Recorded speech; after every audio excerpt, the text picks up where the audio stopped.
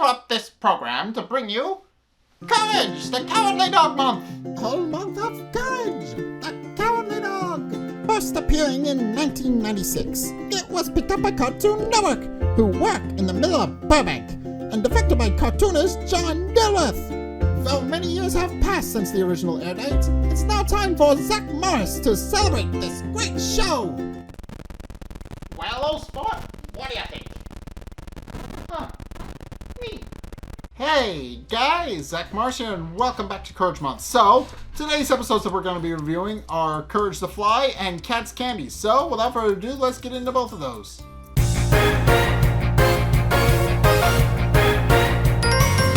Okay, so this first episode, Courage the Fly, actually clears up a misconception I had about D-Lung. Apparently he's a genius. I thought he was like some sort of delinquent because I haven't seen this episode, but I do remember that he's usually just very rude and abrasive to everybody and is just kind of very show-offish. But D-Lung is apparently a genius. Case in point, the episode opens off with him making his own satellite out of an umbrella and a magnet. So yeah, he's trying to make a satellite, claiming that he's trying to fix it and make it better. And then Courage actually comes along and just wonders what he's up to. So D-Lung points out that he's a genius. He's trying to make a satellite. He also invented an extra toe, and now he's going to try and improve Courage, much to Courage's fear and chagrin. And he winds up being right because a little splash of D-Lung pulls out a formula in a flask out of his pocket and pours some of it on Courage, which winds up causing Courage to have a bunch of abnormalities, we'll call them. He grows 3 heads at one point. His tongue swells massive in another. He winds up growing a massive eye. He winds up growing rocket legs and a whole bunch of other things. And D-Lung decides that wasn't enough and that he needs to make Courage better. So he pours his formula on Courage a second time, which turns Courage into the titular Courage the Fly. At which point D-Lung kind of complains a little bit because, as he states, he wasn't trying to make Courage into a fly. He was trying to make Courage into a buffalo, and he then leaves for most of the episode to go figure out what it is he did wrong. So he then leaves. He goes off to go work on his own thing, and Courage realizing that he's now a fly and needs to get the attention of his owners to let them know that he's a fly.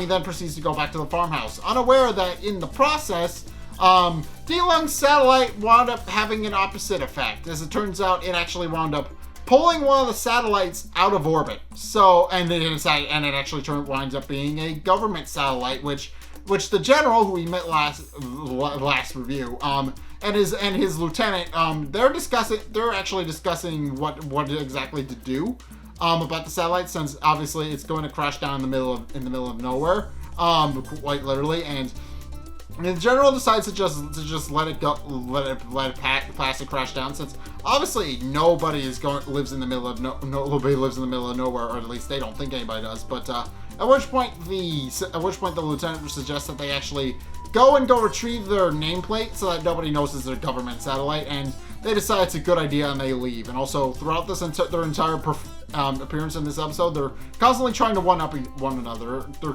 trying to beat each other over the head with golf clubs. They're trying to wrestle each other. They're doing a whole bunch of things that are just trying to one-up one another in this episode. It's kind of funny and kind of a little funny side gag. But in any case, Courage then proceeds to go into the house. Muriel is currently wearing a head heater thing for reasons. And I'm not entirely sure why she's wearing it, but Courage goes in, tries to get her attention, but she can't actually see him because he's a fly. So he then proceeds to try and get Eustace's attention, which works, but not in the way Courage was intending. So Eustace notices Courage is actually on his nose, but doesn't realize it's Courage. So he grabs a sly swatter when Courage the Fly refuses to actually let go, and decides to swat Courage, but Courage dodges out of the way, and Eustace winds up sliding himself in the face. At which point, Courage flies over to Muriel's face and tries to cling to her, but and clings to her head warmer thing. At which point, Eustace whips out the head warmer and tries to swat Courage, who gets out of the way, and winds up hitting Muriel in the face instead. And Muriel is just very annoyed at Eustace and wonders if he's lost his marbles. At which point, Courage then realizes he needs to find a way to actually get their attention without actually let them know he's a fly.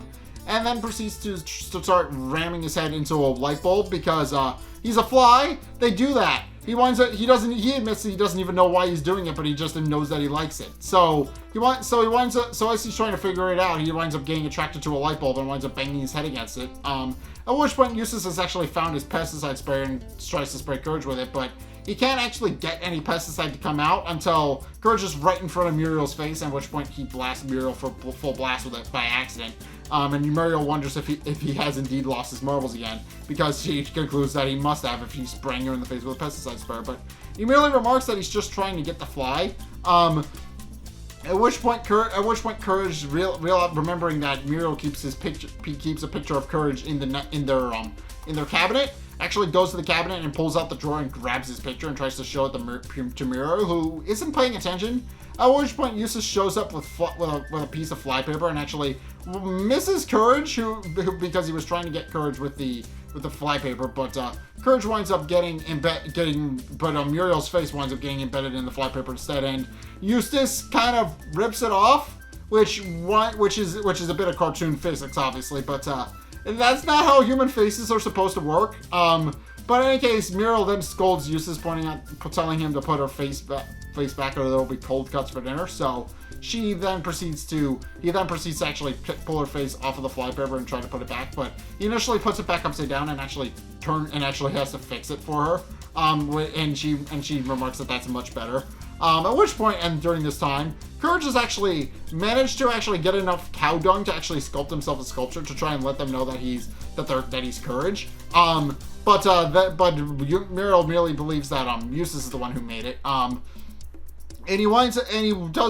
Eustace doesn't really understand where it came from. But Courage realizes he isn't going to be able to get their attention. At which point he sees a bright light and decides to follow it. And as it turns out, that bright light winds up being a bug zapper that Eustace pulled out to finally get the fly. And he winds up succeeding in stunning Courage with it, and proceeds to go stomp Courage with his shoe. But unfortunately, and this is an interesting design detail that I didn't notice before this episode, but Eustace actually has holes directly in the bottom of his shoe. He has holes in the top sole of his shoe, right in the dead center. So when he goes to step on Courage actually winds up going through the hole, and actually winds up flying around in Courage in Eustace's clothes for a bit before popping out of his collar and just leaves. At which point Courage proceeds to fly outside, literally, and tries to figure out another way to actually get his owners to see them. At which point, a bad humor ice cream truck shows up. If you don't know, that's a pun on the good humor ice cream. But Courage sees it, tries to hide behind it to actually try and get away from Eustace, and he winds up overhearing the government's plans, which is that they're just going to let the satellite fall. But the lieutenant general is annoyed that he didn't, because he didn't realize that anybody actually lived in the middle of nowhere, and wonders who told him that. At which point the lieutenant clarifies that he was the one who pointed that out. So the general merely responds that he is not going to take the order back, and remarks that he wants to know who lives there so they can figure out who it is that they're actually going to miss. But and after finding out that's an elderly couple and their dog, he merely remarks nobody's going to miss them. And Courage realizes that this is very, very callous of them, and realizes that the government isn't actually going to do anything. So, but at which point they actually reveal that the only way to stop the satellite from falling is to actually change its direction mid-flight. But remark that the only way to do that is to actually be really, really tiny and be able to change it from the inside. And Courage, realizing that he fits all of those requirements, realizes that he's the only one who can actually save his house from being flattened by a satellite. So he flies off and goes and climbs inside the satellite. So he proceeds to climb inside the satellite, go fly up to the satellite and try to climb inside in the 5 minutes that he has, since the general says that it'll take 5 minutes for the satellite to fall. He tries monkeying around with the controls, but he can't figure any of them out, and he doesn't feel like he's doing anything. All he really does is succeed in making the satellite spin in midair. which isn't really helpful. So he climbs out of the satellite and flies back to the farmhouse to try and warn Muriel to actually leave and try to evacuate the house. But she doesn't understand. She only thinks that he's a really friendly fly and offers him some sugar. So Courage, realizing she's not going to be much help, actually goes back into the satellite and after looking around for a bit, actually manages to find a manual inside the satellite, which is counterproductive since nobody is going to read it unless they're actually inside the satellite. And obviously it's supposed to be in the middle of space, so nobody's ever going to actually, read it unless they have to go inside the satellite to actually perform some maintenance. But Courage manages to open it and try to figure out how to actually steal the satellite, which winds up making things worse because, as it turns out, it's all in really complicated science that he can't fully understand. So he decides to just start mashing buttons. He starts mashing buttons and pulling levers in the hopes that one of them will actually stop the satellite from moving. Meanwhile, Muriel is noticing that the house is rumbling a little bit, and also Eustace is once again watching this clip of John Dilworth with the banana in his ears, which again, look that up if you haven't. It's in this episode again, and it's kind of funny. But in any case, Courage does eventually manage to actually change the trajectory of the satellite and winds up hitting the bad humor ice cream truck instead, which causes it to plow several feet into the ground and actually causes the general and the lieutenant actually be flown free, badly injured but still very much alive. At which point, Courage actually winds up landing on Muriel's shoulder, and at which point she finally realizes that Courage is actually a fly. And even points it out to Eustace, but Eustace is less than enthused and it just calls him a stupid dog fly, which is kind of funny. And he's not wrong, but in any case, D. Long actually winds up coming back with his formula and decides he's going to make the general and his lieutenant better. And he's actually succeeded in perfecting his formula, because when he comes back and turns them into animals, they actually turn into buffalo this time, which D. Long considers a success, and then he leaves. So yeah, that was his sole contribution. He turned people into animals, and then he fucked off for most of the episode. That's all he did. But in any case, with that actually dealt with, as D. Long leaves, the satellite actually winds up continuing to burrow into the earth and actually change direction while it's in there. At which point Eustace walks back in that house and wonders where his fly swatter is, with Muriel merely scolding him. One, because obviously the fly is Courage, but Eustace doesn't care because he's still a fly. And B, she points out there's something more important, which is that the satellite almost crushed the house, but Eustace merely remarks that it didn't even come close, at which point the satellite actually comes up through the basement, winds up hitting Eustace and going out the ceiling and through the roof. So, and then Eustace winds up getting stuck on the satellite, and he spends the rest of the episode there. At which point Muriel and Courage, who is now curled up on the bottle of sugar, on the bowl of sugar cubes that he was offered earlier, Muriel merely asks if he can actually if there's actually a way to actually bring him back, and Courage doing an impression of D-Long, or possibly he was D-Long the whole time. I don't actually, that doesn't make any sense, but Courage in a D-Long impression actually remarks that likely won't happen. And then he laughs with D-Long's signature laugh, and the episode ends. So yeah, this episode's just interesting in that Courage was a fly for most of the episode, and also Flight of the Bumblebee plays in the background for a lot of this episode toward the ending, and that is kind of glorious. But in any case, yeah, this episode just shows that the government and Courage the Cowardly Dog is incompetent. We've kind of established this, considering Invisible Muriel was an episode that came before this, and they didn't really do all that much. But this episode just firmly establishes that the government is incompetent. So yeah, the long story short, that's just what happened. But in case, that's my review of this Courage to Fly. On to the next one.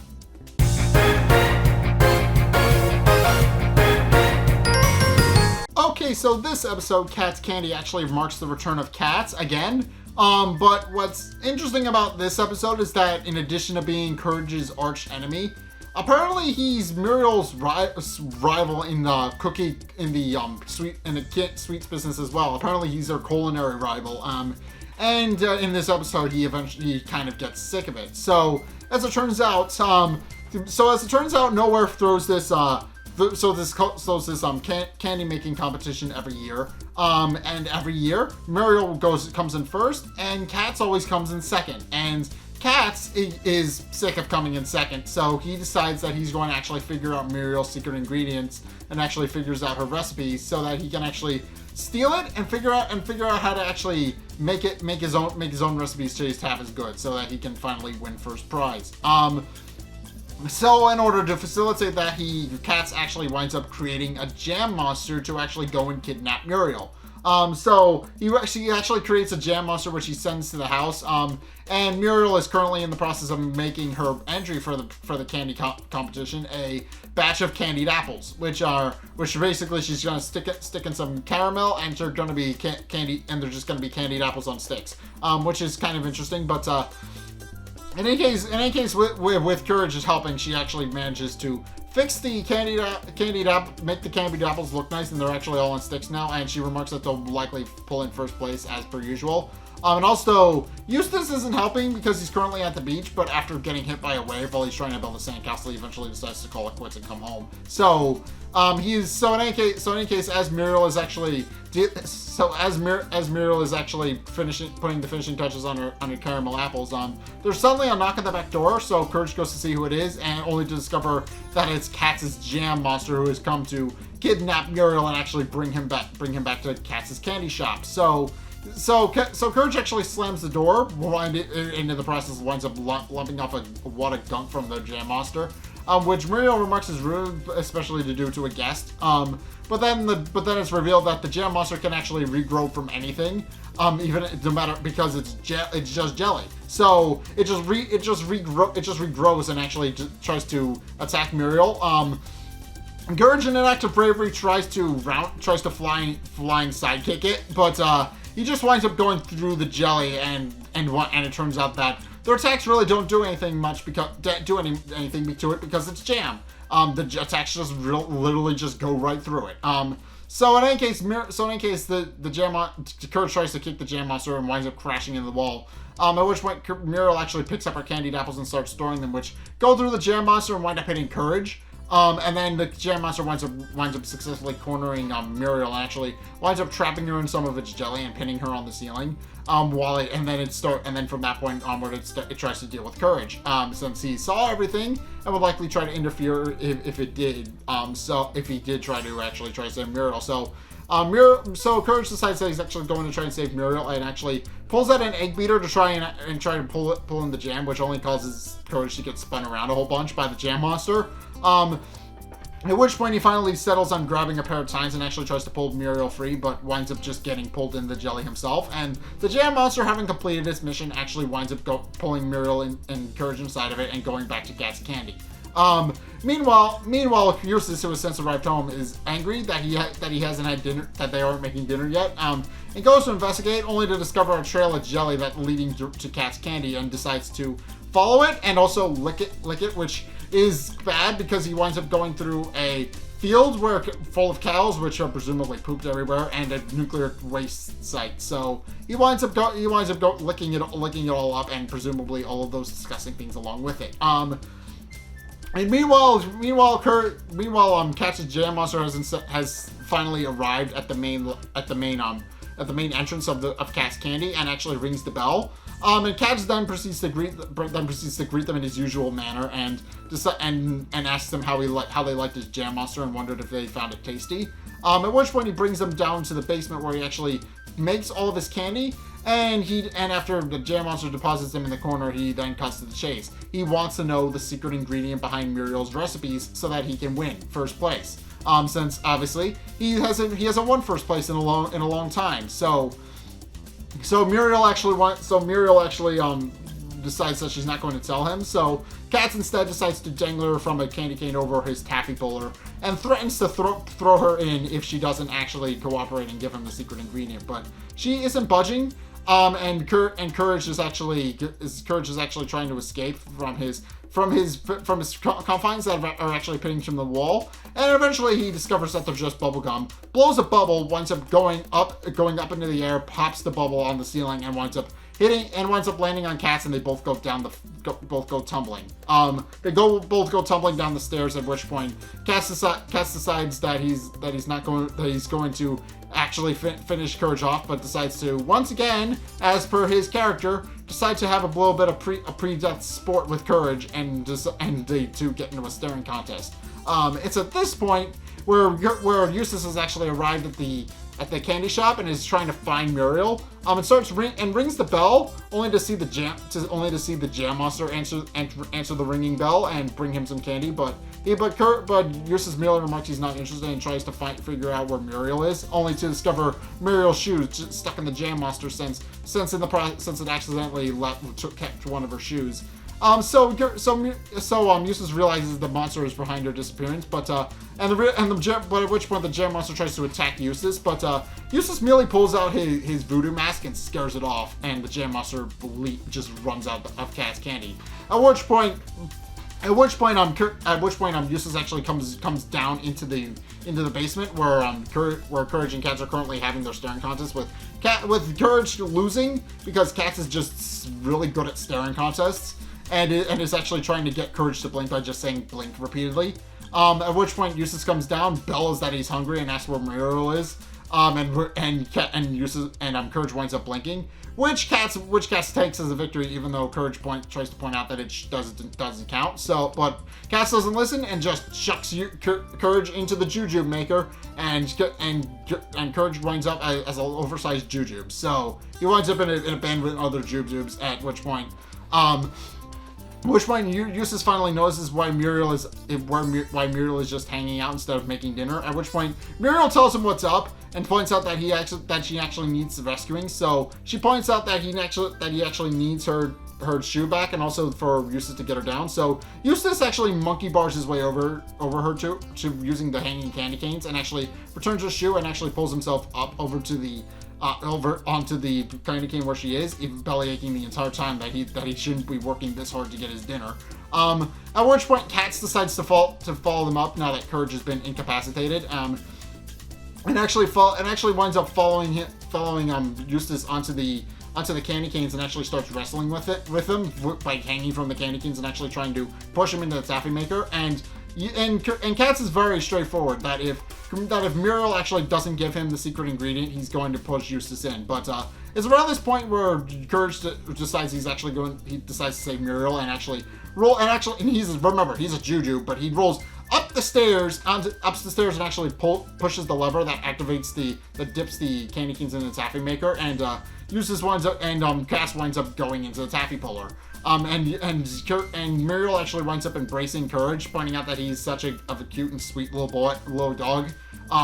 But Katz isn't satisfied even though he's been defeated, so he asks Muriel one final time what the secret ingredient is, and she just tells him that she uses vinegar in all her recipes. So, and Katz realizing that he wasted all of his time because it was as simple as vinegar.